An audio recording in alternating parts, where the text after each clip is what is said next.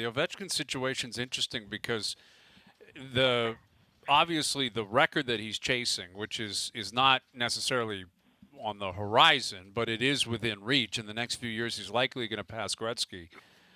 It almost feels like it's going to mimic the role of LeBron and, what LeBron James has been going through, where the Capitals aren't that bad, but they don't look that good, Dregs. And LeBron was going to stay in L.A., and he wanted to break Kareem's record as a Laker. He did that. Now I'm curious to see what's going to happen with LeBron in the future.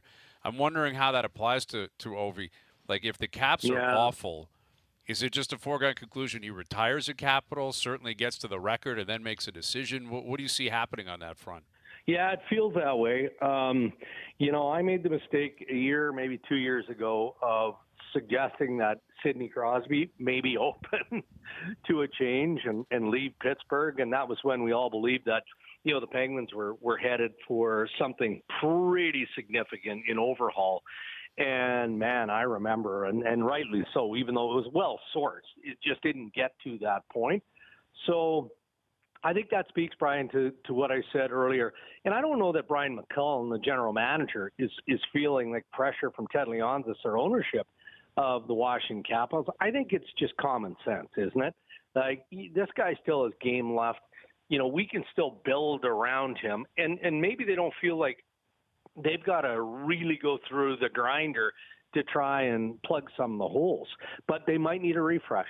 So, we're looking at their expiring contracts. And, we talked last night about Dmitry Orlov and, what that situation, might look like.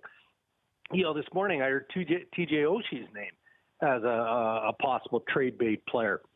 Honestly, that's why I said I think the next 3-4 games are going to be very telling. But I also don't think the general manager of the Capitals thinks that he is going to be able to plug all holes, fix all areas of concern, and insulate Alex Ovechkin with a Stanley Cup contending team for next year. I mean, there's a lot more work ahead. Maybe some of it starts here with the trade deadline looming, but if he's going into that sort of construction work, then look forward to the Capitals being a big player in the offseason as well. Well, how does that apply with Pittsburgh, Dregs, where, you mentioned Sid and like you were talking about a few years ago, but they're not in a good spot. Like, they're trying to figure out what they're doing here. Their goaltending hasn't been great. They're up against the cap. They've traded away a ton of picks and prospects. What is a realistic expectation for the Penguins between now and the trade deadline? And then, beyond that, what happens the rest of this season? Well, look, I don't have any reason to connect Pittsburgh to Vancouver.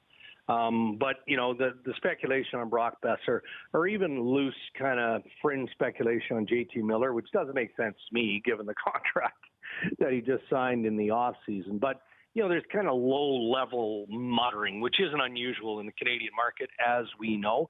But one thing I know about the Pittsburgh Penguins, or so I'm told, is that Hexie really isn't in the rental market.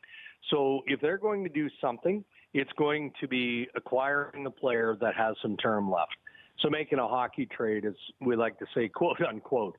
Are they going to be able to do that between now and the deadline? I don't know. They could be quiet, but they're still right there on the edge, right? So it seems unlikely, given new ownership in Pittsburgh, how aggressive that group historically in baseball and other arenas has been, that there's got to be some pressure on Hexie and hockey operations in Pittsburgh. So, I mean, I look at Besser, I look at JT Miller. I can make sense of it, but then again, our sources say, no, there's nothing there, so there's no reason to pursue. But that feels like something that Hextall might be considering a player with term.